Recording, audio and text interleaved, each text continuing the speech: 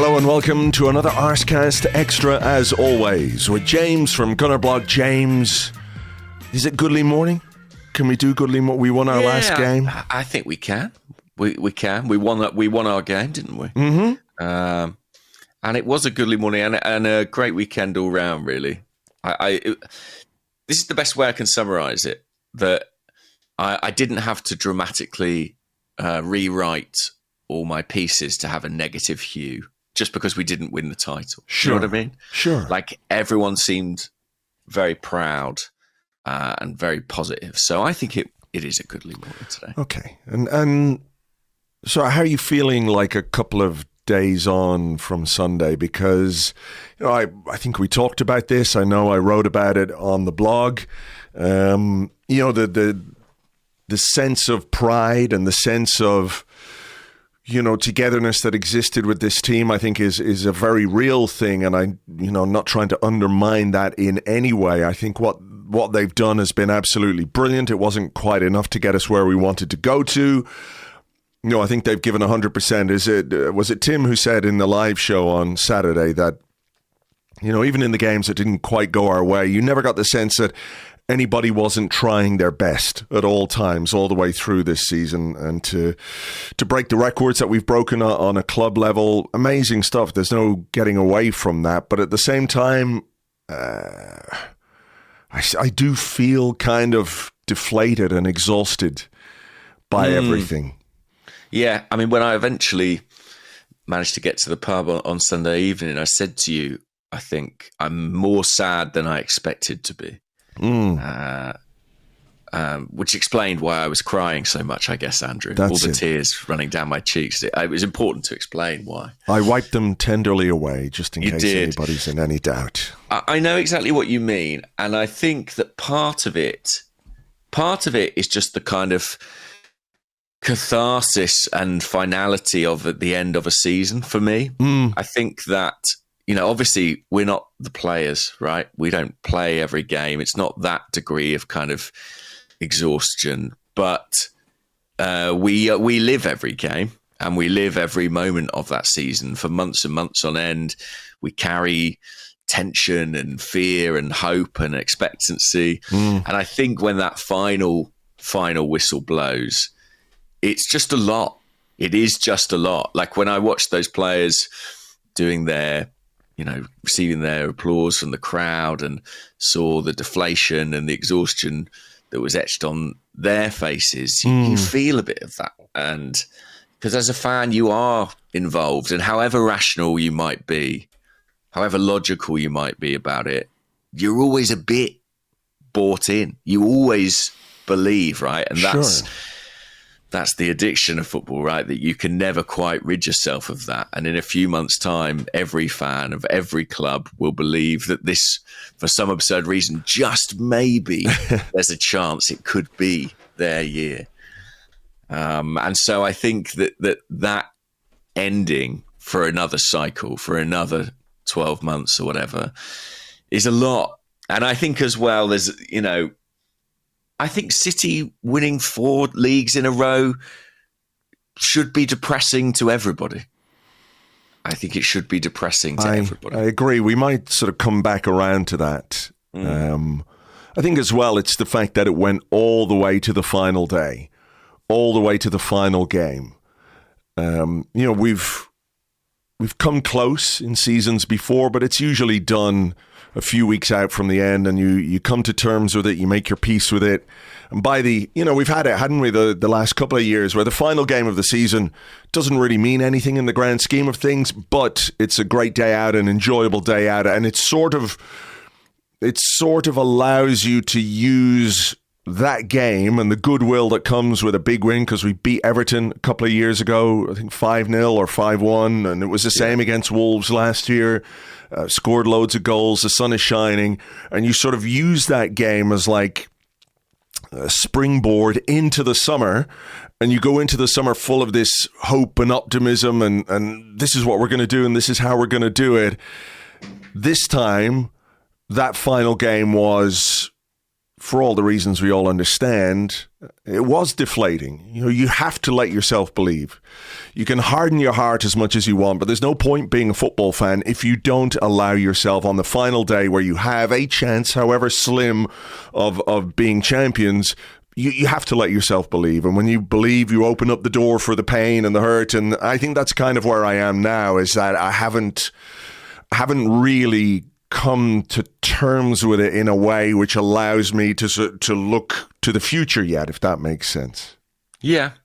And again, I'm sure we'll come back round to this topic, but I think it is a bit harder to accept when it feels a little like an injustice. It may not be a kind of football injustice in terms of what happened on the pitch, but in terms of the mechanics of how City got to where they are and, the charges hanging against them.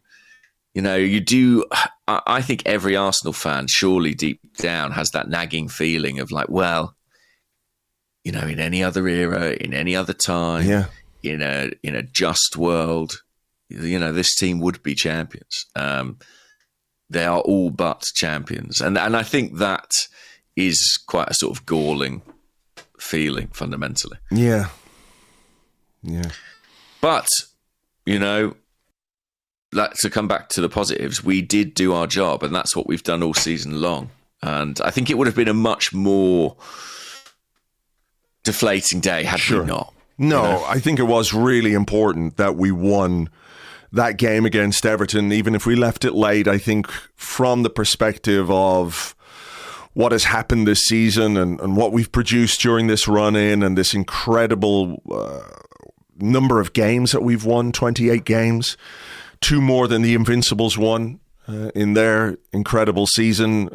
The goals against, all of it. I think it was very important for the players, even if, like we said, I think everybody understood by the time that Kai Havertz goal went in that it wasn't going to mean anything beautiful was going to happen. I mean, have you ever seen a player look more like they were going to cry after scoring a goal than Kai Havertz?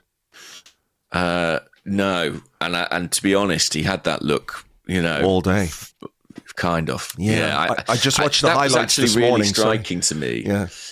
Was that the players many of the players appeared to be quite upset, which means they absolutely believed. Do you know what I mean? Like Mikel Arteta had clearly convinced them. Exactly, which is his job. Mm-hmm. And I think he'd convinced himself as well. But it does leave them open to that hurt and that pain. And I think you could see that in a lot of those guys at full time. Yeah, I was quite taken by that, actually. I was, not that I was surprised, because you can see you don't do what we've done without putting a huge amount of effort into that. Physical effort, emotional effort as well. I don't think you can separate those two things. So it shouldn't really have been that surprising to me that at the final whistle, despite the fact that we'd won, we weren't going to win the league. And you could see almost immediately what the impact was on certain players, their body language, the way they slumped to the ground, all of that thing. But it was quite striking all the same, wasn't it? It was, yeah. It sort of felt like it had been snatched away from them at the last minute, which isn't quite what happened on the day, but I guess if you're playing for it, you have to have that belief, and you have to think it is going to be our year and we're going to do everything we can. And I think as well, it's a cumulative toll, isn't it? I think some of these players, well, and I don't say this in a loaded way particularly, but I think some of them have been tired since March, and they have wrung every bit of blood and sweat out of the squad to get them to this point. And so naturally, when that whistle blows and you're not lifting that trophy, it's going to be a tough moment. And we just have to hope, I think, something that Arsenal have done really well over the last probably 4 or 5 years is use the pain of the end of the previous season to fuel the next. And I think it's one of Arteta's great skills, really, the way in which he's able to kind of channel that as motivation for the following season. I actually think it's going to be a tougher ask this time, maybe, than any other, just because I think they've run an extraordinary marathon this season, and it's going to be a lot to pick them up and go again, but they're certainly saying all the right things and making all the right noises. Well, that's all they can do. That's all they can do. I mean, what do? Do you just lie down and take it? No. No. I don't think you can. I think something I was chatting to Elliot about on the way back to the pub after the game was that, we talk about character and we talk about resilience, but I think there is something when you are at this level of elite sport, there is something innate to your character, a drive and ambition that you want to win. You want to win, and it hurts when you don't, and you have to be able to dig into that and use that. I know not everybody is the same. I'm not saying all footballers have this, but I think a lot of these Arsenal players have demonstrated that that's very much part of their makeup and part of how they operate. So I think you're right. I think it is going to be tough, but I don't think anybody would have been under any illusions that it was going to be easy if you didn't win the league. That'll be fine. We'll do it next year, etc. They have to regroup, and hopefully they get some good time to recharge their batteries a little bit. Obviously, with the Euros and the Copa America and things like that, players are going to be away during the summer, but perhaps that might be a little bit of a distraction and have them ready to come back in August to go again. So it was a strange game, wasn't it? I don't know how much there is really to talk about the game itself, because the atmosphere was amazing. The build-up was incredible. The noise, the crowd. And within a couple of minutes of kickoff, you felt the air go out of the stadium when word went around that Manchester City had scored in 2 minutes. How many people did you speak to over the course of the weekend who made that kind of, that kind of joke? It'll be all good, and then City will score in the second minute, and that'll be that, Yeah. The only thing we got wrong, most people thought it would be Haaland, right? But we probably should have realised it would be Foden. The build-up was amazing. The stadium was kind of... some people told me that it's never been quite as raucous as it was before a game. On the concourses, people were partying. On the walk up to the ground, it was loud. It was, everybody was ready for what was about to unfold. And of course, 2 minutes in, City put the ball in the net, and the whole thing turns on its head a little bit. I mean, Everton, came to spoil the party. I think I don't know why more teams don't do it, but even that thing of turning us around before kickoff, making us shoot the other way, it just kind of, I think, unsettled things a tiny bit. Yeah. That was a big moment too. I mean, I'll be haunted by the sound of the Everton fans singing "You nearly won the league." 2 minutes into the game. I know. I was right above them. And they took a lot of pleasure in that, Which, they're entitled to have their fun, of course.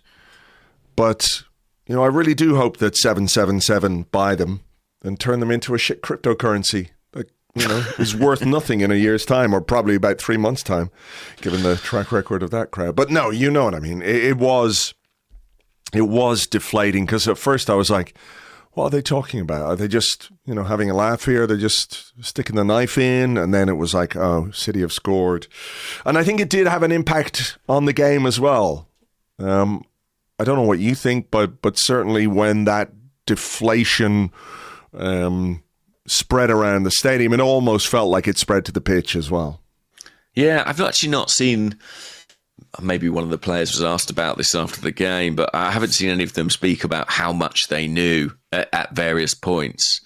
But you get the message, don't you? I think you must be aware that when the life is kind of sucked out of a crowd quite like that. And perhaps it did have an effect. I can buy that. I can buy that, because actually in moments where, there was better news, it did seem to invigorate the team a little. Yeah, that's true. That's true. Like I said, I just watched some of the highlights on Match of the Day this morning before we started recording. But as a game, I have to say it's not one that I have not a great deal to say about, but I don't really remember it. And that's not a drink thing, by the way, because I only had a couple of beers before the game. It wasn't that. But it just all seemed a bit surreal or something. There were nearly moments. I think Martinelli had a shot which was saved, and Everton had their chances and had their moments too. There was a sort of openness to Arsenal that isn't usually there. It has been a little more present in the last few weeks, but there were turnovers and chances for Everton to really spoil the party. I haven't even looked at any stats. Usually I have an idea of... We had 26 shots in this game. What the fuck? Yeah. I mean, Pickford made some decent saves in the first half. They did threaten on the break. Calvert-Lewin hit the post, didn't he, when he went through? Had 2 attempts, actually. Second one into the side netting. I felt like they were breaking on us too easily. Yes. Felt like they were running away from Thomas Partey at will at times. And we missed, I think, a bit of security in the middle of the park. But even saying that, their goal was a bit of a fluke, wasn't it? Yeah. The free kick hit Declan Rice. Sorry, I was distracted by looking at this, the stats on Who Scored website, and there's a video of Noel Gallagher at the bottom, and the subtitles, because it's muted, the subtitles were, we could have witnessed Man City losing on the final day, but it never happens, is what he said. Fucking prick. Fuck that guy.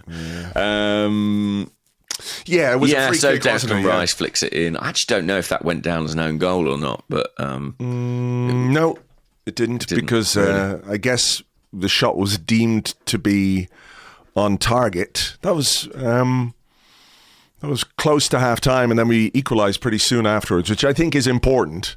I think that was important. It was a nice move. Ødegaard with a pass. Finish from Tommy Asu's very good, and I enjoyed the centre halfness of his celebrations. Yeah, he actually got in a couple of quite promising attacking positions on the day, and this was a neat finish. And what I enjoyed was that, I think, if I remember correctly, he scored, and obviously, the crowd roar, and we're getting back into it. And then that roar kind of evolved into a murmur and then a second roar, because I think that was pretty much the moment that West Ham got one back to make it 2-1 at the Etihad. So there's a bit of hope there. Yeah, and then there was it first half where they thought it was 2-2 or 2-2? Yeah, that went round the ground. And I was in the press box, so I had Wi-Fi and had a stream up, and I was clicking on everything, being like, how do the fans know it's 2-2? I can't find it anywhere. Yeah. Before concluding, unfortunately, it was a 1-1 at Newcastle moment. Yeah, I mean, I didn't get that excited. I needed to see concrete evidence that it was 2-2 before I did any celebrating myself. I was sitting beside Johan Giroud in the clock end. And his very cool. I saw that on Instagram. And his 2 daughters, and I was looking across at him, and he was doing the thing it's still 2-1. He had his phone out. I don't know if he's got a special ex-Arsenal player Wi-Fi code or something, because he seemed to be well connected, and he was looking at me, and I was looking at him, and he was going, "No, it's 2-1." So didn't get carried away with that one, which is a shame, unfortunately. I'm ashamed that it was not 2-2, I should say. But. Yeah. But even so, at half-time, ironically enough, given that Arsenal weren't actually doing their job at that point in time, we weren't winning, there was a sliver of hope from West Ham. And by the way, shout out to Kudus, who a lot of people kind of picked out as maybe he could be the guy to get a goal. It was a hell of a goal, that. Yes, it really was. I only saw it on a phone in the pub afterwards, so I haven't really had a chance to look at it properly. You'll be surprised to hear that I did not choose to look at the highlights of Man City versus West Ham on Match of the Day. I fast-forwarded all the way through that. So I haven't really seen it, and I don't think I can be arsed at this point in time. Fair enough. So that, yeah, I mean, you know, there was kind of maybe, you never know. Which, you know, shows you how optimism endures. You know, things were actively going against us at that point in time, and yet I still sensed in the ground there was like a maybe, just maybe feel. Yeah, I mean, I had that, you know, and in part because I really did feel that if it was going to happen, it wasn't going to be like a straightforward, well, West Ham have won 3-0 and Arsenal have won 4-0 and now we're champions. I always felt like if it was going to happen, it was going to be something remarkable. So Man City go 2-0 up and West Ham get it back to 2-2 and Man City go 3-2 up and City go 3-2 up and West Ham get a late goal and we win our game and that's how it was going to happen. But as soon as West Ham went 3-1 up, or Man City rather, Jesus, wishful thinking on my behalf there. But as soon as Man City went 3-1 up, that really felt like that was that. It did. And, you know, Rodri scored it, didn't he? And there's sort of a sense of inevitability about that guy. What do you make of his comments? Yeah, for those who haven't seen it, he said... Square has everything your business needs, but do they really? I'm Emma Sorry, go ahead. Oh, yeah. For those who haven't seen it, he gave an interview where he sort of said, I think we've won the title because of our mentality. When Arsenal came to the Etihad and I saw they came for a point, they didn't come to beat us, I knew we would do it. It's something to that effect, isn't it? That's just a classic case of history being written by the victors, isn't it? I mean, I think that's a kind of post-rationalisation of that. I think you and I both said before the City game that if we were going to end up champions, we had a sneaky suspicion it might be a game we had to win. But equally, it was not a bad point at all to draw there. No. And it gave us a really good chance if they slipped somewhere along the line. And they just didn't really. Do you think that was a case of... Do you think that's a case of him just trying to be a bit snide, sticking the knife in a little bit? Or is it a case that somebody who is... an unbelievable footballer, like I don't care for him because he's just so important to Manchester City. You know, I'd prefer if he wasn't there. I'd prefer if he didn't exist, you know. But someone who is an undoubtedly brilliant footballer doesn't quite understand the game? Or do you think it... I mean, that's the only thing that can... There's two possibilities. One, he is just having a go. He's being snide, he's sticking the knife in. The other is that he doesn't really understand Arsenal or the game of football or what we've done this season, because to question the mentality of this team is so wide of the mark that, you know, he's either fucking dumb as a box of rocks or he's a prick. It's one or the other. I'm not going to argue with either of those, but I think probably I think it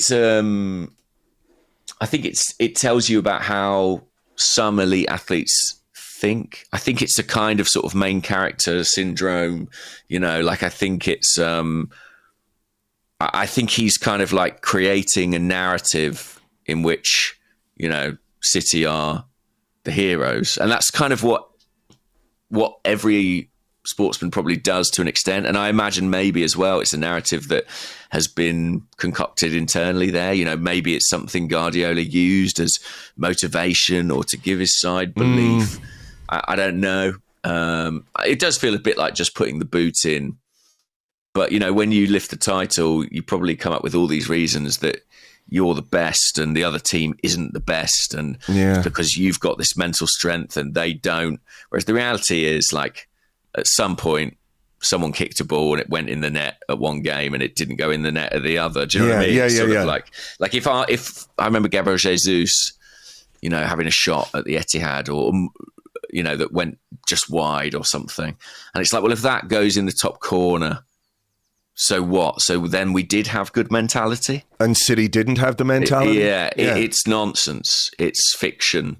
But that's what sport is, and that's what the culture that exists around sport is it's creating stories out of quite random events, and we love it for that reason. But that's all that is from, I don't take his comments any more seriously than I do those of, a pundit who's kind of with broad brushstrokes painting a story of a season. It's kind of meaningless. It's only interesting in terms of an insight as to what they may say or think, but it's results-based narrative.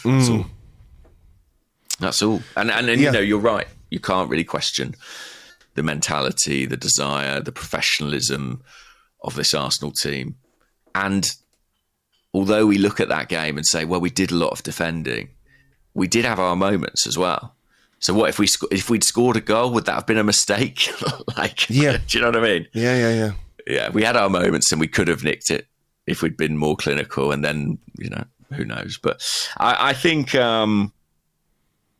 maybe it also smacks of arrogance of a team who win all the time and for whom it's become commonplace. Yeah. And unfortunately, that is the reality we live in. Yes, unfortunately. But there's no changing it, and it's something we're going to have to contend with and compete against and deal with. And we'll probably circle back around, like I said, to that aspect of it. But we had a game to win. We left it pretty late. There were chances, weren't there? Havertz hit the post with a very good header. Smith Rowe, who might never score a goal again at this point, hit the bar. We had a funny old team out there by this stage, didn't we? Yes. Julian Timber came on, which was good to see. But it was Gabriel had gone off. Side. Yeah, Gabriel went off. Tomiyasu centre back. Zinchenko came on. Smith Rowe in midfield. Jesus on the flank. It was, the relationships I think that have underpinned so much of what this Arsenal team has done this season maybe weren't quite there. I think that explains quite a lot about the overall performance. Sure, but we made a good fist of it, and we looked like the only team who was going to win it, and we did eventually get our goal. Yes. What do you make of the goal? It's. I didn't realise, obviously, in the stadium at the time that there was anything at all controversial about it, because although there was a stoppage for handball, I was trying to figure, how could there have been a handball? And in the end, they said Gabriel Jesus, no handball. Well, only after sending the ref over to look at it. I mean, yes. I was... So first I thought maybe they were checking an offside against Kai Havertz. I mean, the lack of clarity for fans in the stadium, as you will have experienced yesterday or Sunday as it was, is, I think it's sort of catastrophic. I mean, no one has a clue what's going on for several minutes. As soon as they sent the referee over to look at it, I thought, well, that's that, because that's what's happened all season. They've looked at stuff, and when they're sent over, invariably they go with the VAR. So I was really surprised to see the official stick with his on-field decision. So was I. And actually, after I saw the replay, I'm slightly even more surprised, because I can understand why Everton would be aggrieved by that. I mean, what do you think? Is that? I mean, Sean Dyche was quite good on this after the game. He said, "Look, none of us know what's handball anymore and what isn't."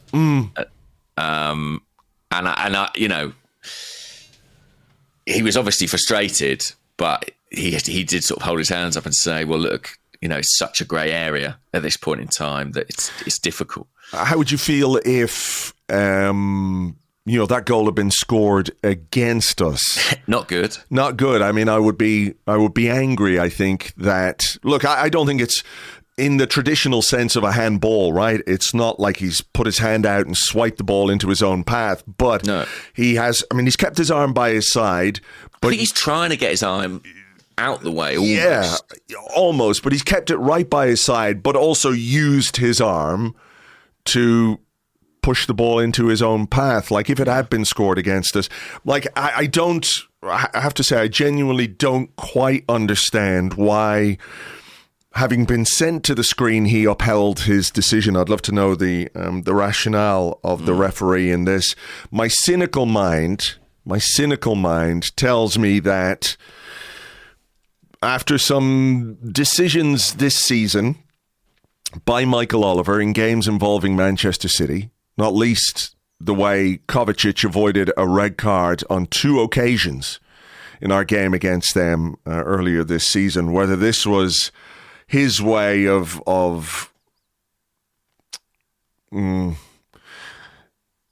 making it look like he's not invested in Manchester City in some way. Wow. But that could be just me. Yeah, I mean, Dyche kind of implied he felt it was to do with sort of the drama of the last day and, you know, trying to make the league as close as possible. And, I don't know. I don't know either. I'm just I telling you. was surprised that it stood. I guess, and there is a kind of absurdity in that. I think if Jesus had been the guy who ultimately scored, you know, if he'd done that, kept dribbled and shot and scored, I think it probably would have been ruled out. It was sort of deemed as kind of far back enough to not be of significant consequence. But yeah, I'll just admit I'm confused. I don't know what the handball rule is. I don't know what the threshold to overturn a decision is, and I don't know what license the officials have to overturn, to ignore VAR in those situations. I don't fucking know. No. None of us. I don't think many of us do, to be honest, because it feels like the goalposts on all these things move all the time, and I've sort of given up trying to keep up with it. Do you think if that had happened in December, the goal would have stood? God knows. That's the thing. Yeah. I don't think it would. It felt like a final day decision to me. Yeah, and also you've got to bear in mind, this is in the context of the Premier League are about to vote on whether to abolish VAR. And is it like a way of saying, well, VAR isn't this sort of external force that's coming in and overturning decisions all the time. Yeah. You know, we still empower the on-field official. It's kind of a subjective, you know, there's room for discussion and debate. Sure, yeah. Like, could it all be about reframing what VAR is on the final day? Don't know. I was surprised it stood. Kai Havertz looked a bit surprised it stood. But then, it would have denied us the greatest of Martin Ødegaard assists. Well, I was about to ask you about this because I was on social media last night and I saw a guy, I hadn't seen this before, putting forward the theory, seemingly in a serious manner, that this was in fact a delicate assist from Martin Ødegaard. Do you know what the thing about Martin Ødegaard is? He's so good and he is so cool that you could plausibly make the case that he had actually planned that's exactly what he wanted to do. I mean, for me, it's 100% a shot that he whiffs at, doesn't quite make the contact, but the way it's a wrong foots the defender, and I have to say in this game, there were moments for Martin Ødegaard which are just next level. He was so good at times. Some of the passes, some of the movement, the way he can drop a shoulder, go the other way. Like, you couldn't say with 100% certainty that he didn't mean it, but I don't think he did. And Havertz was there to tuck it away, and he scored the goal. Like I said, he just turned away. It looked like he was going to cry. Yeah. I mean, I'm watching it again now. I really, really, really don't think that was intentional. But listen, Martin, if it was, let the world know. Yeah. He'll be claiming the assist, that's for sure. Anyway, for a guy who it was unintentional, he celebrated very coolly. Do you know what I mean? There was no like, oh shit, I just missed that huge chance. He just sort of wheeled away, like, yeah, that was all supposed to happen. Which I did enjoy. Well, that's what I mean. He's super cool about that kind of stuff, So he is. I thought he had a good game, but he did have a couple of moments where I thought, he might have scored, and this was certainly one of them. And shout out Jesus, actually, who, handball or no handball, makes that interception. That is the kind of thing there. He is really, really, really excellent at, and without that, we don't win the game. we won the game. The final whistle goes. The players react. But the fans reacted too. The supporters inside the stadium were very quick to sing the songs and to show their love and their appreciation for what the team has given us over the course of the season. I think, I'm sure some people did, and I'm not standing in any kind of judgment because to each their own, we're all entitled to react the way that we want to react. And if the disappointment of not getting it over the line was too much for some people, they just wanted to go and be by themselves or go have a beer, absolutely fine, no problem. But I think it was really instructive that the vast, vast majority of people stayed inside that stadium to hear from Martin Ødegaard, to hear from Mikel Arteta, to show this team that they appreciate what they have done and what they have tried to do and what they tried to achieve this season and came so very close to achieving this season. I think that is for all my disappointment and exhaustion and tiredness and all of that. I think that moment or those few minutes will really live with me for a long time, because you have to put your own disappointment to one side in order to transmit to those guys what you want to transmit, to say thanks in the way that you can individually and as a collective with your applause and with your songs and with your voices. It was quite a what's the word I'm looking for? Quite a moving few minutes that, because you could, like we said, you could see just how down they were and how impacted they were by, getting to the end of the race. It must be like running a marathon and the guy in front of you just has a second. He's a second quicker than you, and you've gone for so long, and he's just won it by that. You just want to fall down. He's taking loads of steroids as well. Exactly, 115 different types of steroids, and he's what do you want to do? You just want to fucking lie on the ground and go asleep and not wake up for a while. But I really do think that was quite special. I agree, and I think it's the defiance as well. That's quite moving, isn't it, to hear, Martin Ødegaard not saying just, we gave it our best shot, sorry, but saying, we're going to come back and try to win everything. And Mikel Arteta saying, don't be satisfied, to the supporters. Yeah. We want much more than this, and we're going to get it. The players and the manager are so on message, so unified, and you see after that, the families come on. It's the wider support network for that group, the people who we don't see, who live that journey alongside of them, who support them, who cheer them on, who commiserate with them on the difficult days. And you see the whole club looking so unified and as one. It is an emotional thing for us, and we're part of it. We are part of it as supporters. And I think that is the real positive that we can take away from this season yet again, is that we feel so tightly knit, players, fans, staff, families, everyone was together in that moment. And it's not a trophy, but it's still a special feeling. Yeah, it's more progress, isn't it? That is not something anybody can argue against.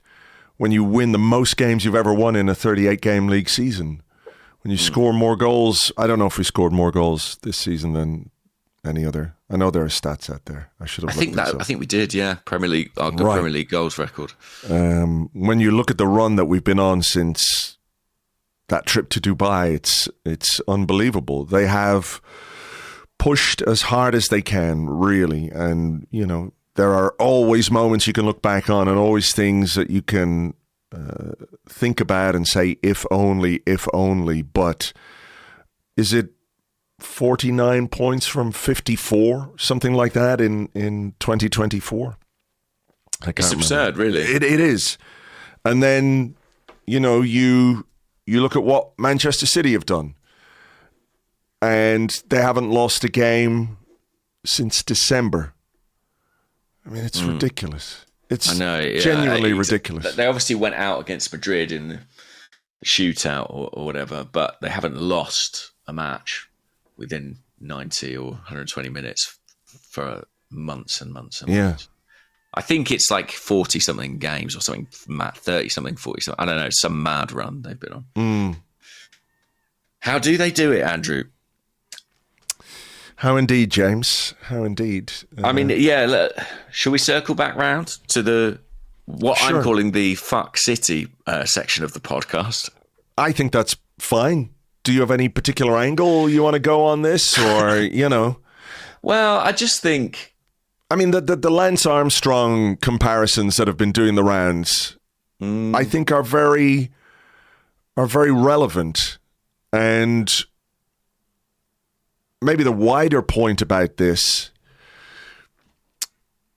is sort of about not what City have done or what they do. Like, they won 4 in a row. They've won 4 in a row, and everyone's like, yeah, whatever. You know, there's I certainly don't get the sense from any other football fans. Like, you can objectively say they're a brilliant team with a brilliant manager, with brilliant players, and, you know, what they've done in terms of their own results is brilliant. There's no other way of putting it, but there is no respect for it within the wider football community, because everybody understands that there is something fundamentally wrong with it, right? We know, everyone knows, and there's zero respect for it. It feels mechanized and soulless, and I understand the sort of fuck City aspect of it, but I'm more indifferent to them, but angrier about the way the game in the Premier League, the way the Premier League themselves, I think, have to take some responsibility for this, for the way that the game has been allowed to be used in the way it has from Abramovich onwards. And the natural consequence of Abramovich was something like Manchester City. Yeah, and I think you're right. Nobody cares. Nobody cares about Man City. And I actually think that is sort of inherent to the project. I don't think that's necessarily because of the money or where it comes from. I think there are ways you could build a club that sort of imbued a greater sense of connection or identity. But there is something just absolutely clinical about Manchester City. Like, there's no character to it. Do you know what I mean? Like, I feel like City as a club at least had this kind of fundamental identity pre their current ownership, you know, and when they were sort of a yo-yo club, and they actually had quite a distinct cultural identity at that point of time. And I think that's just been completely eradicated to the point where it's now invisible. Like, Man City, those two words don't mean anything anymore. And I think for a Man City fan, in fact, I've spoken to Man City fans for whom it's a hugely alienating experience, because the club you support now is basically fucking Premier League MK Dons. Like, it's in the same city, but it is not that club. And no one gives a shit. Yeah. Like, and obviously, rival fans of Arsenal's will have a laugh at this and be like, they thought they might do it, they didn't get there. But the reason they're able to do that is, A, because we are rivals. People care about Arsenal. No one cares about Man City. Nobody cares. And I've been consistent on this, like, as much as I have in my antipathy for VAR. Like, when City were in title races with Liverpool, I wanted Liverpool to win them because it meant something. Yes, 100%. And I know that I've seen, you know, Liverpool fans on social media say, well, Arsenal, you know, they know how it feels now, and they were laughing at us. But, like, I'm with you. I was always, when we were like 3-4 years ago, 5 years ago, in the doldrums, and you're thinking to yourself, where is this football club going? Where are we? Like, how can we get back to something that we can connect with in a true sporting sense? Looking at what Liverpool did with Klopp, always gave me just that little bit of hope that, like, you know, it is kind of absurd, isn't it? That to be the slightly plucky underdog to Manchester City, you have to be owned by an American billionaire. Like, I'm not blind to that. Of course. You know, but that is what football is these days. Your underdog is just the guy who has only 8 or 7 billion to his name rather than tens and hundreds of billions. But as a sporting project, if you want to use that phrase, what Liverpool did was they had a great manager and they had a good recruitment policy and they put together good players and they spent money. Of course they did. But so have we. We've had to spend a lot of money to get to where we are to compete with Manchester City. But it was that gave you the slight hope that it is still possible to compete or still possible to maybe win it every now and again. So, yeah, and also Liverpool are a club that have this kind of emotional current running through them, and Klopp is a manager who engendered that, and they played in a style that was exciting. Nothing about City is exciting. Nothing about City is emotional. It is pure, like, cold, rational calculation, and it's impressive. But no one will ever care about it. Yeah. I guarantee you. And, you know, I was so struck when they beat Spurs. My counterpart at The Athletic for the Manchester City correspondent is Sam Lee. Yeah. And he wrote a piece the next day about Son's miss in the, you know, whatever it was, 87th minute. And the kind of headline and the thrust of the piece was, finally, City's season has a moment. And it was, you know, this idea that, like, this is going to be an iconic moment that's going to live on, that will define this title challenge. To which I thought two things. How extraordinary that the iconic moment of their season is a miss by a player who plays for somebody else. Mm-hmm.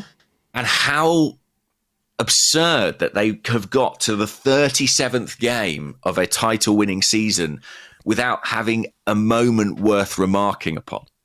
Like, our season is littered with those moments. We did a podcast at the weekend where we each picked 6. Do you know what I mean? It's like we each picked one each and we had 6.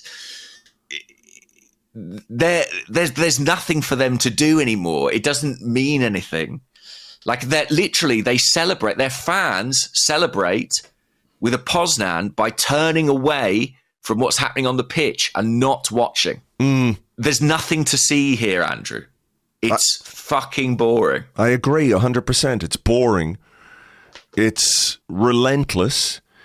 It's bad for the Premier League. There's no two ways about it. It's a catastrophe. It's a complete catastrophe. 4 in a row, it's never been done. This is like Bayern Munich waltzing to the Bundesliga era. You know, I know that we pushed them all the way. Yeah, and at the end of the day, there's only one team who's going to win it. And ask the bookmakers. Ask the bookmakers who they thought was going to win the title at every point in this title race. I saw Adam Crafton call it feels sometimes like the illusion of a title race. And I know what he means. We were in it, don't get me wrong, but there is this crushing inevitability about it. It's not just 4 in a row, though, is it? It's 6 out of the last 7. And I have to say, you know, Guardiola sort of, I could never have dreamed of winning 6 out of... It's like, come on. Well, listen. There is some sour grapes here, obviously, from me, and I accept that. And I give Guardiola his due. Like, he is an extraordinary coach and manager. Yes, nobody questions that. I don't think anyone questions. Like, you know, he's the best, right? Yeah. He is almost certainly the best. And you know, I think plenty of other people could not have done that with that collection of players. But yeah, I don't know. I'm also at the point now where I have so little faith in the Premier League to right the wrongs of it that I look more now at Guardiola's departure than I do at anything else. Yeah, I sort of think that's our window when he goes, because I'm not relying on anybody else to sort of level the playing field. Yeah, there were a load of rumours going around in the pub after the game and maybe before the game as well. But that City were going to get punished in the summer, and this was what was going to happen, and that's what's going to happen. And it's like, I'll believe that when I see it, to be honest. I'll believe it when I see it, and I think you're right. As I said on stage on Saturday night, I'm absolutely 100% ready for Pep Guardiola to fuck off. Whether it changes the trajectory of Manchester City that much, I really don't know. I mean, we had a little question here on Twitter about this from JDH, who's at JDH_14. He said, Arsene Wenger said this of competing with Marseille while he was at Monaco. How do you think Arteta feels about our situation? Is this team being cheated out of the glory they've earned and deserved? Do you empathise with Klopp being tired of it and walking away? What Wenger said was, it was the most difficult period of my life. When you're in a job like mine, you worry about every detail, but then go to work and to know that it's all useless is a disaster.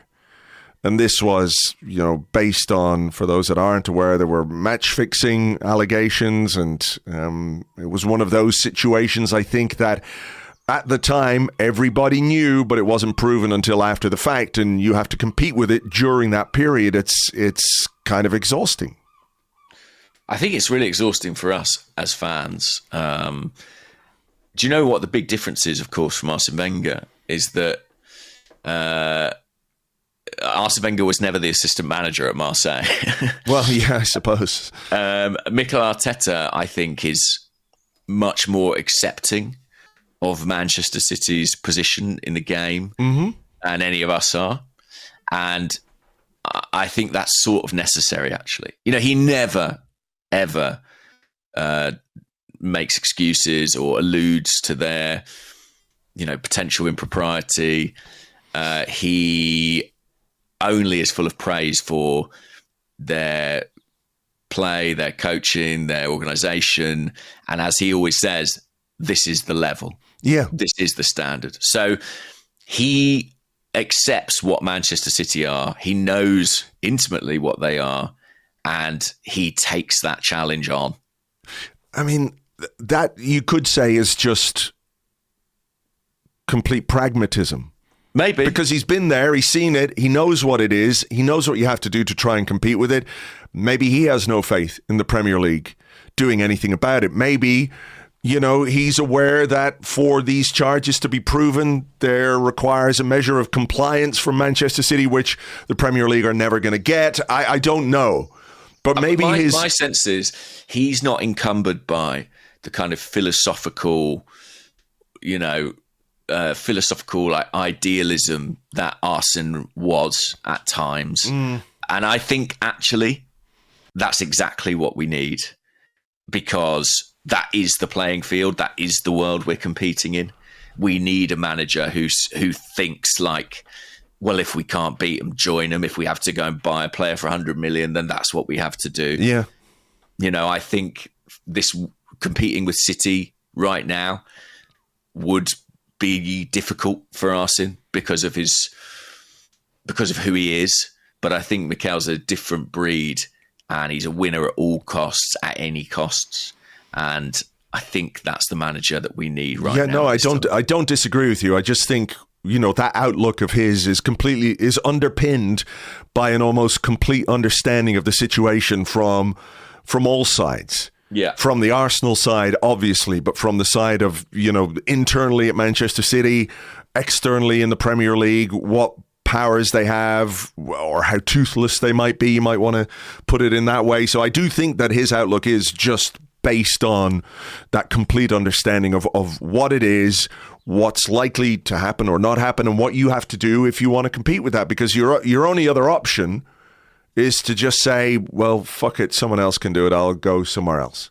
Yeah, and we have to be honest about the lengths we're going to compete with them. It's not like every player grew up within half a mile of the ground and they all came through the academy. We're now spending massive amounts of money to try and wrest this title off Man City, and that's what the club has been driven to, and we're happy to be that they're doing that. But it does kind of feel crazy. We are now in the arms race, aren't we? It's like we're looking at another summer probably of massive expenditure just to kind of keep pace with this juggernaut. Yeah. That is the reality. That is what we have to do. That is the only thing we can do. We've probably got some questions about, how we do it and all the rest. Yeah, so why don't we, maybe we should just take a little break here. All right, let's do that. Let's do that. Let's take a little break. We'll come back with questions and more in part 2 right after this.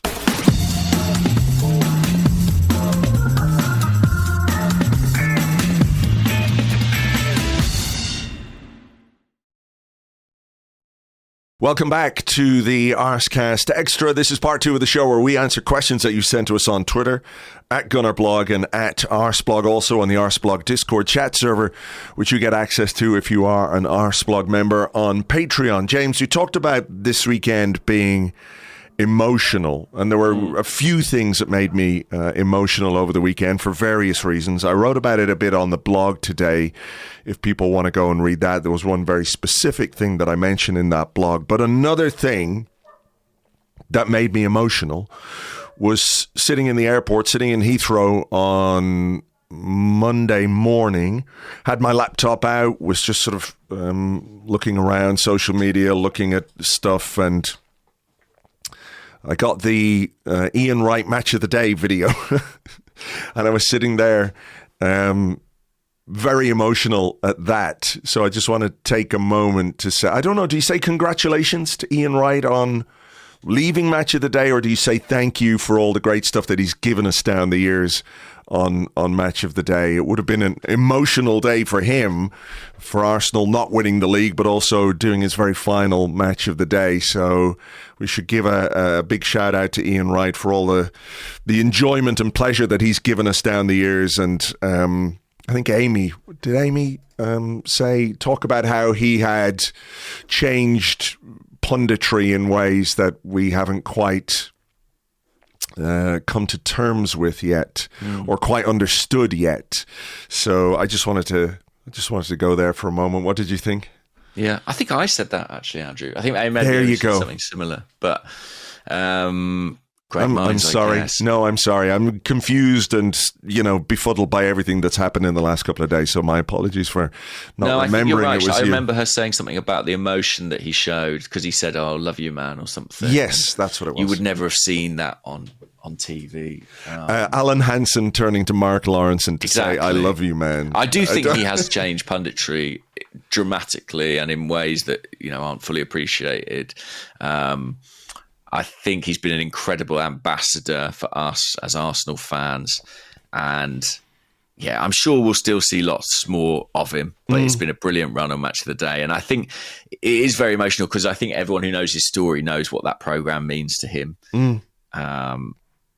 So you take my hat off to him. It was my brother was in London this weekend, just coincidentally over in London, and we met for some breakfast and a couple of pints. He came to the pub before the game and headed off before things got too hectic in there. But we were talking about Ian Wright, and he's a Liverpool fan, obviously, and for someone to sort of cross the divide in the way that Ian Wright does. My brother just said, everyone loves him. How can you not love him? And it's not true of all pundits, and club biases have an impact on how you view the people that you see on TV or listen to on the radio. But I think there is just a sort of within the game itself an appreciation and a love for Ian Wright that transcends club rivalries, and that's maybe the best thing that you can say about what he has brought to our screens and beyond for the last however many years it's been. Yeah, absolutely. To be so partisan and so loved is amazing. It shows it can be done, Gary. But so, and also we should say as well, in terms of the weekend more broadly, it was brilliant to see everyone who came out to the live show. Thanks so much for everyone who came to that. It was a really fun time and lovely to meet so many people. Yes, it really was. Do you want to go first? I'll let you go first. Okay. Yeah. All right. Well, this is Jake. Actually, let's go with this. Ash. I'll come back to you, Jake. Ash said, Ashwin talks ball. If City is found guilty of their charges, how will you guys look back at this season? I guess it depends on what the punishment is.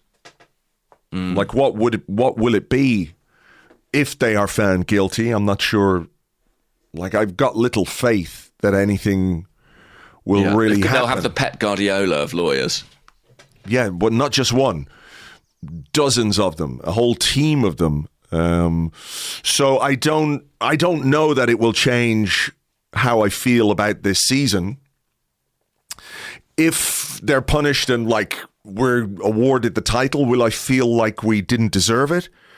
Like if we'd finished 15 points behind Manchester City in second, let's imagine, and City get punished and the Premier League is awarded retrospectively to us, I would find it hard to say that we deserved it. You know what I mean? Yeah. Whereas if that happened, and it's obviously a huge hypothetical, and I don't think it will, if that happened this summer, I would not feel like the title was undeserving. Yeah. Then you might hit different levels of frustration or anger because you have been denied because of everything. You've been denied the experience of celebrating that communion that you would have had on Sunday if we had won it. Like, you could feel how the whole area around the ground, not just around the ground, but in, all around Upper Street, all around Islington, all around North London, you could feel how that entire area was primed to go off. You know what I mean? In a good way. Maybe it wouldn't all have been good, but, sure. There probably would have been some mischief and that along the way. But you could feel how it was ready for everybody to celebrate that. So would I take it? Absolutely. Would I feel slightly frustrated and bitter that the moment that we could have shared, all of us together, like whether you were in North London or around the world with your Arsenal friends or in an Arsenal bar or with an Arsenal supporters club, would I feel that you've been denied something truly special? Yes. Yeah. That's the thing. I don't think any punishment or any, retrospective stripping of the title from City can make up for the loss of that moment, that day, that party, that parade. Do you know what I mean? We ain't having a parade for a retrospectively awarded title. No. And yeah, it just, that's kind of the tragedy, the greatest tragedy of Liverpool, that their one title win that they did get happened behind closed doors. I mean, yeah, fuck me, that's pretty grim, isn't it? It is. So yeah, it's, how will I feel? I don't think I'll feel that differently if they're charged ultimately, and if the charges are proven. I don't think it'll change much for me. But yeah, let's wait and see. I mean, just on that, Progman07 says, is the side product of this City dominance that rival fans can only celebrate other rivals' failures to win trophies? Especially on social media, it feels like many fans only express joy on other teams' lack of success. And, I look, football is all about rivalry, and it is all about, in inverted commas, sort of the banter and all that kind of stuff, right? That's important. It's at the heart of it. But like you, I remember talking to, I think it was Neil from the Anfield Rap about winning the title in that COVID season where they just couldn't celebrate it the way you would normally celebrate a title. And, obviously it's amazing to win the league, but we have something similar in that the last trophy we won, we weren't able to celebrate it the right way, You can celebrate it and be happy and all that, but you were one of the very few people who was inside that stadium that day. And, maybe that just adds to the surreal nature of all of this. I think so. I think it does, rather. Hang on, I have a better question. That was just sort of an aside. So, okay, go on. Gibbsinho says, "Morning, gents. What a season it's been. Thank you for making it even more wonderful for us. You're welcome.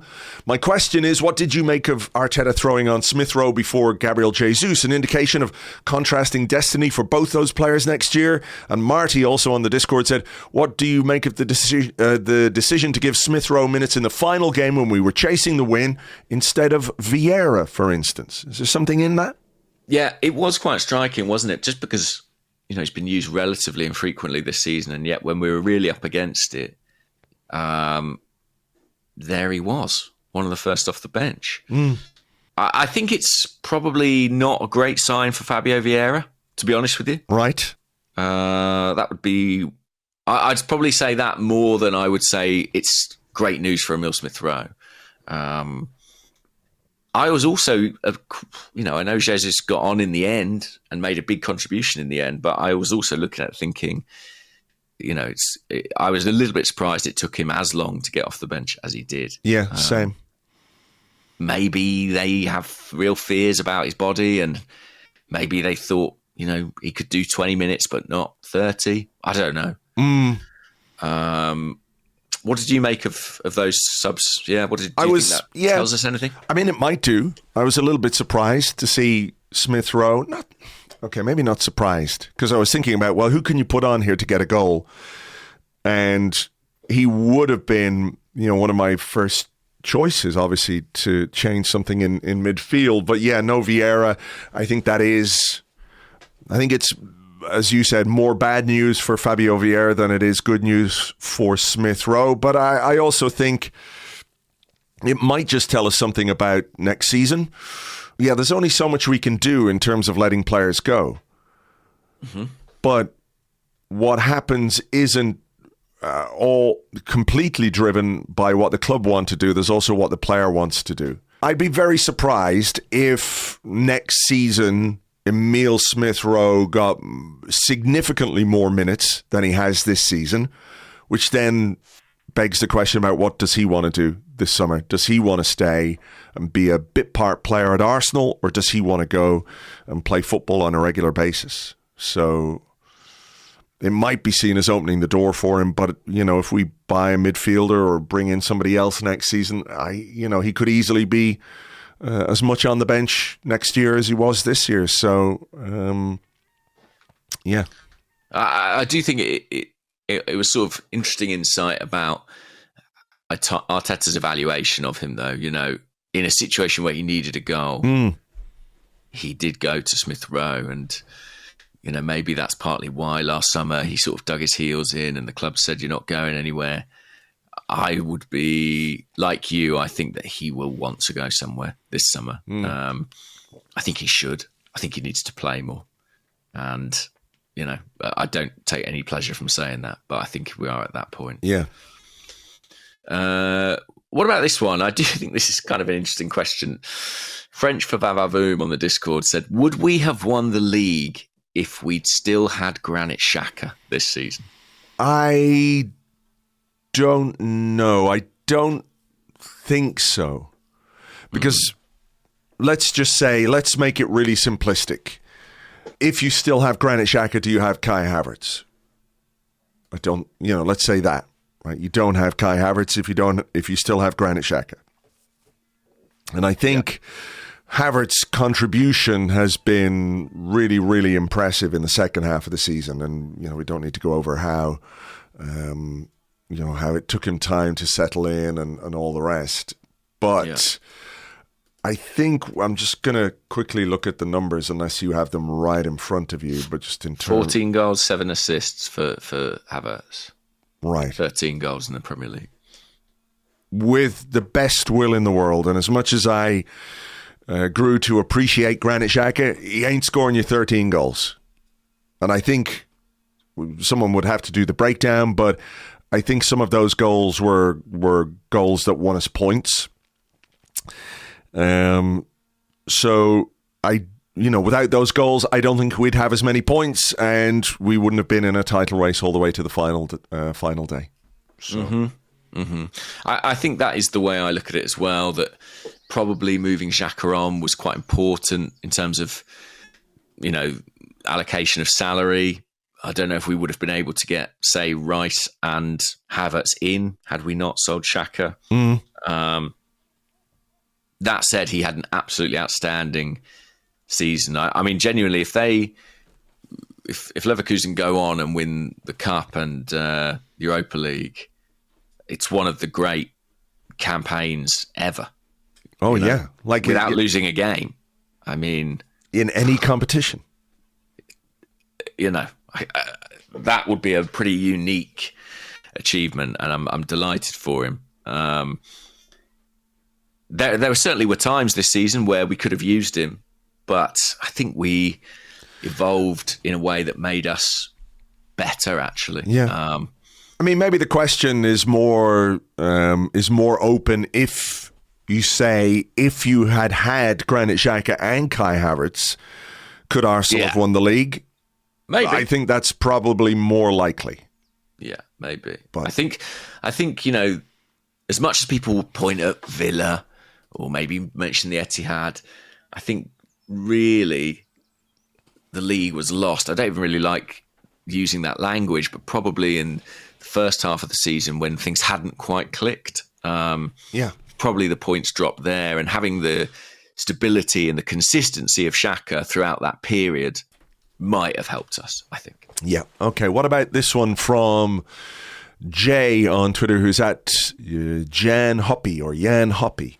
I know this is not the most technically or tactical question you'll ever be asked in your life, but I kind of enjoyed it. He said, City scored a high amount of goals from long shots this season, with players like Rodri, Foden and De Bruyne all contributing clutch moments.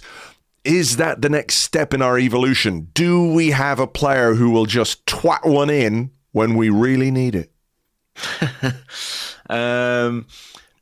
Do we have one? I don't know. I mean, with Thomas Partey, he used to try it all the time, didn't he? That seems to have faded somewhat. Yeah, it worked once. Yes. Declan Rice did score a cracker of a goal from long range against West Ham.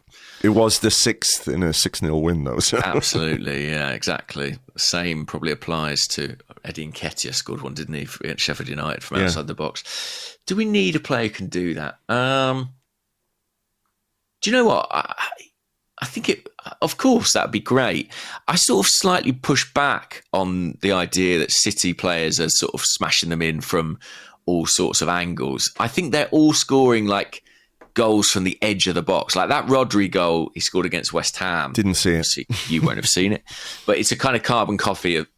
Coffee? It's a carbon coffee, which tastes horrible. But it's also a carbon copy of the one he scored in the Champions League final, where he's kind of arriving onto a pullback. Not unlike, I suppose. Didn't see that goal either, by the way. Right. Well, there you go. You're doing well.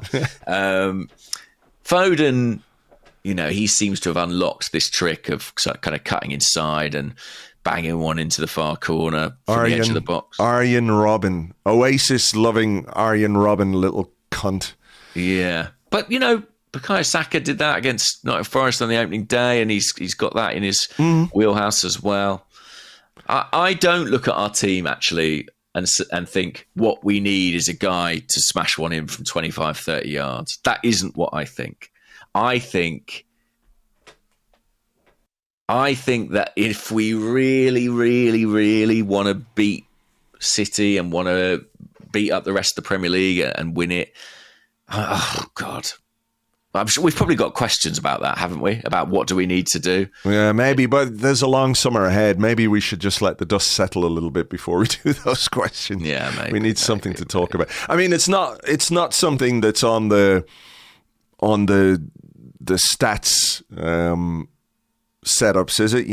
A player out of 100, what percentile is he in for distance twattery? I don't know that you can really scout for that or buy a player just because they can do that. I think, your needs are more rounded than that. But the same time, if you do have players who can produce those finishes from just outside the box or even a little further, they can be the difference between winning games and not, when you are a team like Arsenal, like City, who inevitably face sides who sit deep and try to block off space. where is the space? It's kind of in front of the defence, and I think, I know the probabilities are low as well when you shoot from distance, which is why managers want the ball to go into the box and you cut it back and you've got much more chance of scoring. But to have players who can produce is really useful, and I think City do have a number of players who can do that. We don't necessarily, but I don't think it's really something you would be looking at when it comes to sort of talking about what the team is missing and what it really, really needs. I think the discussion will be more variable or nuanced than that. Yeah, I think, look, if we're talking about goals from midfield, and I think we sort of have to take Havertz out of that a little bit, because a lot of his football was played up front, right? Particularly in the second half of the season. But I think it was 7 from Declan Rice, 8 from Martin Ødegaard. I think Ødegaard can score more goals than that. I know he had a sensational season, but I think he's got the potential. But I think it's really the second layer below that. How many goals did we get from Emile Smith Rowe? How many goals did we get from Fabio Vieira? Not enough, whatever it was. And I've got a feeling it wasn't very many. And I really think that that's probably an area where we need to improve. Forget where City are scoring their goals from on the pitch, but if it's not Rodri, if it's not Foden, then if it's not De Bruyne, then it's Bernardo. Or do you know what I mean? Like, there's a level of depth there and sharing goals amongst a lot of players. I think we need a bit more of that in our squad. Yeah. Just looking at the midfielders, like you said, it was Ødegaard with 8 in the Premier League, Rice with 7. Gabriel Martinelli had an underwhelming goal-scoring season as well, it's fair to say, with only 6. Eddie Nketiah with 5, 3 of which came in that hat-trick against Sheffield United. Gabriel Jesus, only 4 goals this season. Gabriel and Ben White with 4 goals this season. And then Fabio Vieira, 1. Yeah. Smith Rowe, no goals. Thomas Partey, no goals. Jorginho, no goals. There's room for... For me, it's that Vieira Smith Rowe layer where it's like you need a few goals from those guys for sure. I think they can be the difference. What about this? What about this for a depressing question? Jake, and I think it's completely valid. Jake Ampleford says, sorry to be negative, but do you think this was our golden chance? We've been pretty fortunate with injuries this season. Is there a fear of burnout from not achieving any kind of trophy this year? I think the point about injuries is a good one, It was a good chance. Was it the only chance or the golden chance? I can't let myself think that way. I don't think that way, but I also I know don't. That. Yeah, go on. I was just going to say we basically had our starting centre backs available for every game. We basically had Declan Rice available for every game. We basically had Martin Ødegaard and Bukayo Saka available for every game. I will be very pleasantly surprised if we get that next year. I just feel like, listen, these players are resilient, and part of the reason they're signed is because of that resiliency. But I do accept that we had, personally, I think we had a pretty good run of it, injury-wise. I think so too. William Saliba, 4,502 minutes. I think what's the stat? He's the first Arsenal defender or the first player to play every minute of every Premier League game for a long Since time. Lee Dixon, I think. Lee Dixon, wow. 91 maybe. Only 2 players in the Premier League this season to do it. Who's the other one? I actually can't remember. Okay. So I want me to find out. You speak and I'll see if I can find it. All right. But, as for next year, or whether this was the golden chance, I've said this before, but when we lost Champions League to Tottenham that season, everyone said, or not everyone, but a lot of people said, well, that was their only chance. We came back better. And when we missed out on the title last season, as the title campaign, stumbled towards the end, everyone said, well, nobody expected Arsenal to do this. This was their only chance and they've blown it or they bottled it or whatever bullshit fucking nonsense they came out with. And this time around, we've gone the distance with Manchester City. And I have to believe that we are going to go again and try and be better and try and improve. Well, by the way, the second player was Max Kilman of Wolves. I see he shouldn't have even got it because he should have been sent off for that foul on Havertz. So well, there you go. There was a few people who asked questions on this theme about, us potentially going even better next season. Cadet Cool Guy on Discord and Adam Salter here on Twitter, who says, I spoke with Andrew at Ali Pally about whether the players on this team were better than the Invincibles. Do you think this team could go on to go invincible? Is that the only way we'll beat Man City? The 5 games we lost, we should have won or at least drawn. Yeah, I mean, even just saying that out loud tells you the state of the Premier League, right? Do we have to go through an entire season without losing a game to realistically compete with Manchester City? Maybe we do. But do you find it plausible? No. I guess Leverkusen have done it. Well, Leverkusen have done it, I guess. Smaller league, though, is it? It's a farmers' league, I believe, Andrew. No, I don't mean that. I just mean in terms of the amount of teams in it, James. I'm not throwing around the pejoratives here. Yeah. I think it is an 18-team league, the Bundesliga. So you've got some fewer games. You've got 4 fewer games over the course of the season. So it's a 34-game league season versus 38 in the Premier League. I don't really think it is plausible because for all their dominance and for all their might and whatever else you want to call it, Manchester City have never been able to do it. And you would probably say that if there is any team that is placed to repeat that feat, it would be them, but they haven't been able to do it. So I don't know that it is plausible to suggest that an Arsenal team could go on and do it, even if that is probably what we're going to have to do or come very close to doing that in order to win the league. But maybe that is a bar that Mikel Arteta can set for these players. Wenger spoke about it and was roundly mocked. I wouldn't advise Mikel Arteta to speak about it in public, but maybe behind the scenes with his players on the training ground as they regroup and look to go to a new season and go one better and win the Premier League. Maybe that's the goal that he has to kind of put in their minds. That's the sort of standards that they're going to have to try and match. And whether that's something that would be, something to strive for, like a goal that they're all collectively behind, or it might paralyze one or two, It's like, oh my God, that's a lot of pressure. So I don't know. Yeah. What else you got, Andrew? I've just been scanning the questions I pre-selected, and yeah, they're all kind of on the theme of like, what do we do about Man City? Which I feel like we've kind of covered. Yeah. Let me just see a few to finish off, I guess. Hedgeblog on the Discord says, having had such a good league season, is the next step to push on in the cups? And that's maybe something that we haven't discussed, is that we want Arsenal to do even better in the Premier League next season, but I think you can also look at the cup competitions and hope that we are better in those as well. Yeah, definitely. I actually think that's kind of the black mark against the season for me. I sometimes feel like I'm the last person who still cares about domestic cups.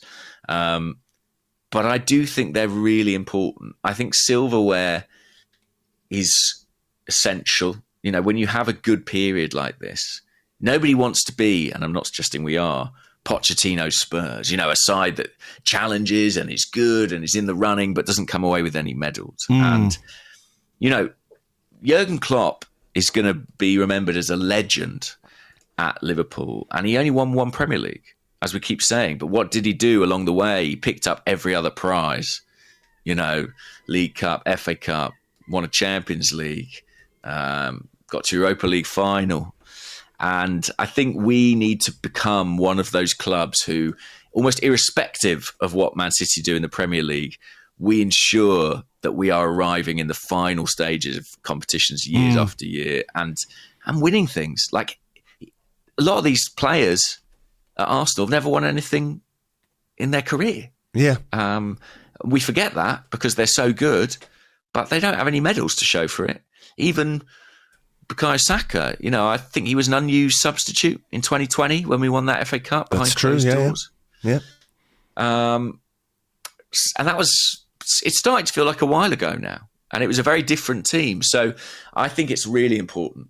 And there's no reason that we can't just, blow past the competition and go and win a Carabao Cup, go and win an FA Cup. Why not? Man United, for God's sake, are in an FA Cup final this year. I think it's actually actively important. I think the biggest clubs compete on multiple fronts. And I think next season we won't really have an excuse not to do that. I think that's fair. That's another way of making progress, isn't it? Even if you don't win the league, if you can have a trophy or two under your belt. Like, how many League Cups have Manchester City won? Exactly, yeah. And we can go, nobody cares about the League Cup, which is fair if that's the way you think. But that is not how Guardiola... And also, thought, Andrew, I think if we're being honest with ourselves, it's not how we'd feel when we were lifting it. No, absolutely not. It's a trophy, and you have that moment. You can recognise the competition for what it is, but yeah. Yeah, I'm not saying it's one of the Premier League or the Champions League. I'm not saying it's in the big two, but I do think that when I look back at this Arteta period, because it's probably not going to be a 20-year period, is it? It's probably going to be 5, 6, 7, 8 years if we're lucky, kind of thing. I want to have the memories of the celebrations. I want to have the pictures of the players with their medals. I want to have a picture of Arteta holding a bloody big cup up in the air, and I want to have as many of those things as possible. So yeah, I care about it, and I think it's something we need to do better at next season. Speckled Jim on the Discord says, does Jurrien Timber qualify as the most like a new signing player of all time? Yeah, I think he does. He looked lively when he came on. That's it feels like sort of a silly thing to say almost. But yeah. At one point, I was looking at him, and he was playing sort of in the centre forward position. Yeah. Sort of like an inside right in old fashioned terms. I was saying to Elliot, look where Timber is. And he's inside the opposition box as, I don't know who had it on the right hand side. Could have been Martinelli, could have been Ødegaard. But Timber's in the box, holy shit. Yeah. He got himself around. He got stuck into one particular tackle, which was quite fun. So yeah, hopefully he can rebuild his fitness over the summer and be a big part of it next season. I think so. I mean, I was really excited. Listeners may remember when we first got him. I think he's a top player, and I think he'll add a new dimension next season. I think he'll really become an important player quite quickly. So yeah, like a new signing, I guess. Let me just ask you this, because we're going to have weeks and weeks of transfer questions and everything that comes with it. But do you think that this summer, the sort of signings we make will be Timber-esque in terms of player profile and price? Do you think they're a bit more likely than something huge and extravagant like a Declan Rice? Maybe a bit more so, yeah. The only reason I say that is because by this time last year,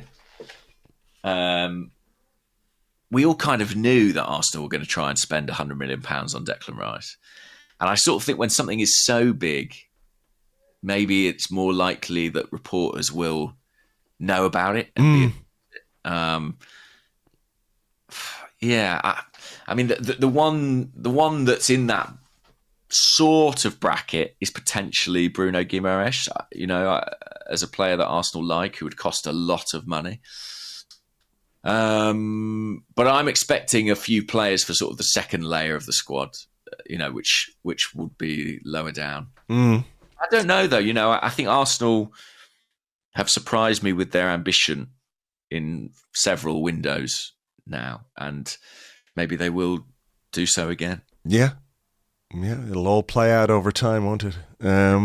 Final one from Jamie1678. He says, maybe a bit out of left field, but in James's piece for The Athletic, he mentioned the team playing werewolf to bond in the second half of the season. As a former theatre kid myself who's played this game countless times, this fascinates me, and I'd love to know any more that James has heard about it. Did he hear reports who was very good at the game or anyone who was very competitive about it? And I've got no clue what werewolf is or how it works. Right. Well, if anyone has ever seen the TV show The Traitors, it's basically that. I'm guessing you haven't seen that either. So I think it also goes by the name Mafia. I've played it under that name as well. It's basically essentially a parlour game where how to describe it. I'm gonna Google it because it's relatively complex. Yeah, give me like the top line Wikipedia explanation of it, and we'll go from there. A Russian social deduction game created by Dmitry Davidov in 1986. So basically, the game models a conflict between two groups: an informed minority, the mafioso or werewolves, and an uninformed majority, the villagers. At the start of each game, each player is secretly assigned a role affiliated with one of these teams. The game has alternating phases. First, a night phase, during which those with night-killing powers may covertly kill other players. And second, a day phase, in which all surviving players debate and vote to eliminate a suspect. Right. So basically, everyone shuts their eyes except the people who know they are a werewolf or a traitor or a mafia. And they're like, we're going to kill Steve. Kill Steve. Okay. Steve, and then everyone opens their eyes and Steve is dead. And the group must discuss. They're like, Fabio Vieira will have an argument with Mohamed El Neni where he's like, I think that Karl Hein is a werewolf. And Karl will be like, I'm not, guys. Honestly, I'm just a villager. Meanwhile, in the corner of the room, Cedric's there, rubbing his palms together. He is the werewolf all along, and nobody knows. That's the kind of social dynamic I'm envisaging. Okay. And what do I know about it? I don't know who were the best players. I know that they play it a lot in the hotels, on the coach, etc., etc. And I know that, it sort of snowballed into quite a big thing for the squad in the second half of the season. Even the coaches were trying to get involved. Everyone wanted in on the werewolf. Everyone wanted in on the game. So, yeah, it's quite fun. I mean, footballers, generally, it's like video games and cards. So I quite like the idea that they were sort of playing this sort of role-playing game. I think it's quite fun. Well, it obviously helped and brought people together because, the little things that feed into the kind of run that we were on in the second half of the season that got us to the final day, everything is part of the mix, isn't it? So absolutely, we'll have to see what crazy games they get up to next season. I think we should leave it there. Let me just say something, James. Thank you to you for sharing the season with me here on this podcast. It's always a pleasure. It's one of the, I don't want to say the easiest things that I do in my life because that sounds dismissive in some way, but you know what I mean? All the technical difficulties, Andrew. Well, those, I don't... They're the bane of your life. I don't encumber you with those, but doing the show with you every week is a real pleasure, and I feel like, one day we'll get there and we'll be talking on the last podcast of the season about how we've won the league. Not to be this year, but thank you so much for being here throughout. My pleasure. Thank you for having me. It has been a real pleasure this season. And thanks to everyone listening. As I always say, it'd be weird if we were just doing it for ourselves. I mean, we could just sit in a room and talk to each other, but that is all that's happening ultimately. But there's all these people outside the room. Yeah. Their ears to the wolves. Werewolves? Don't know. Hard to know. Some of them. Yeah, what James just said there about all of you who've been with us from start to finish this season, and I know above and beyond that as well. Thank you so much. I'm sorry for all of us that we didn't quite get where we wanted to, but we'll go again. And this team will hopefully continue its progression and continue to challenge and to fight the power of Manchester City and get us that Premier League title that we all crave so much. So until then, take it easy, folks, and we will catch you on the next one. Bye-bye.